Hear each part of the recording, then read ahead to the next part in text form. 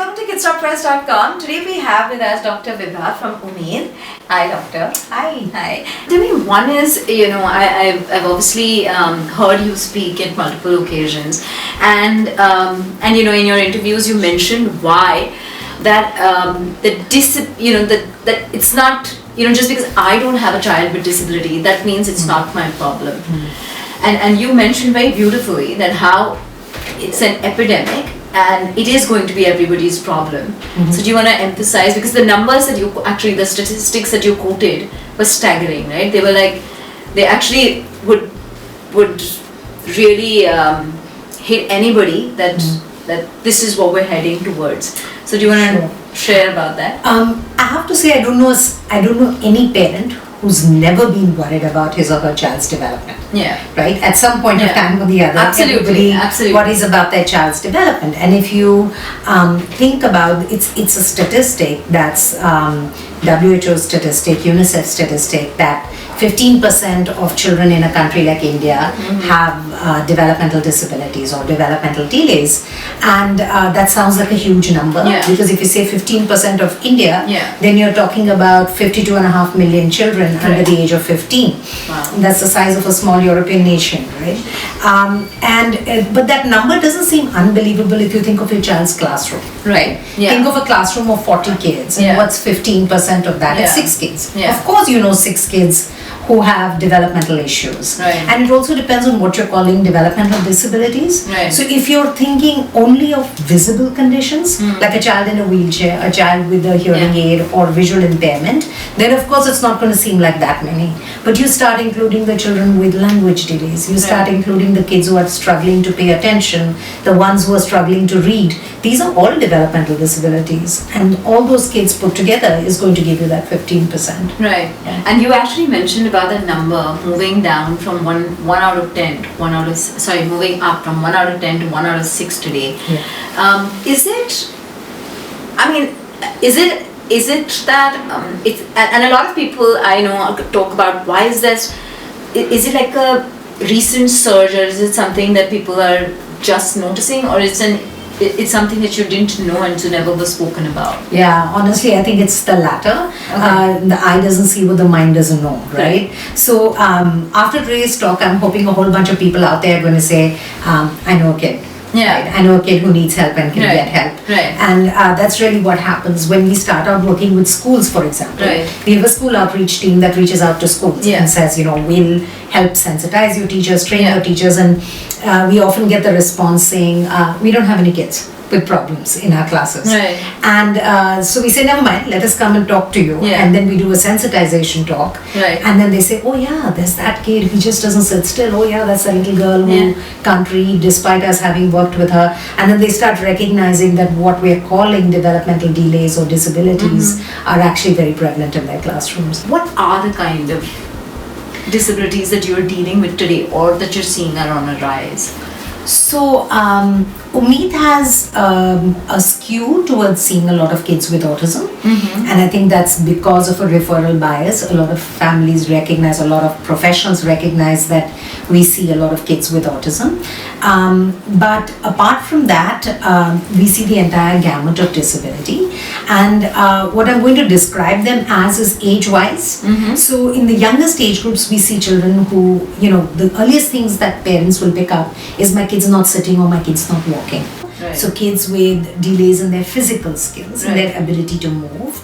In the second and third year of life, very often families will come with issues related to speech and language. Kids with autism who have delays in their language and speech but also struggle with social interaction, who are not making eye contact, struggling to make friends, engage with other people. So that shows up very often in that age group. We also start seeing at that age group a lot of kids with fine motor difficulties, how they use their hands and fingers. We might also see kids in the age group of 4, 5, 6 who are now, before they enter school, in preschool, in kindergarten, where they're starting to have concerns about not yet quite getting the letters of the alphabet, struggling to read. That's age 4, 5. Age 4, 5, struggling with phonics, phonological awareness. these are big red flags for us because we know that these are the kids at risk for learning disabilities like dyslexia or dyscalculia. Those are issues which crop up right at this age. And the thing is that if you recognize it early. Why is that 0 to 3 stage so critical? So the 0 to 3 stage of the brain is when so firstly, the fact that child development is linked to the brain, right? It's not, it sounds obvious, but many people don't make that connection that brain development is what drives child development. Right.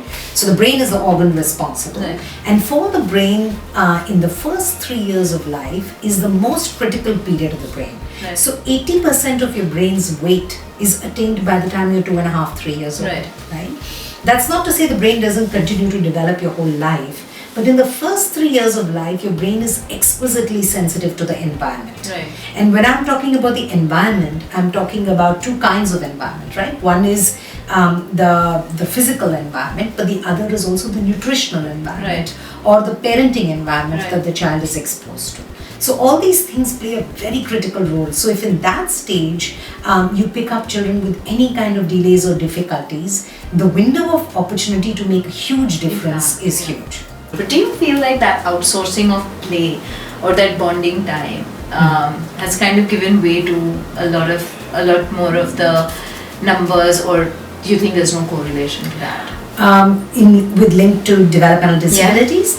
So I don't think that technology causes developmental disabilities or too much use causes it, but on the other hand, it certainly doesn't support development. So, if you have a child, say, with autism, who's only looking at his iPad, he's going to get really good at the iPad. But given his key area of difficulty is language and social interaction, where is he getting a chance to practice that? Right? The iPad again, he's interacting only with the instrument.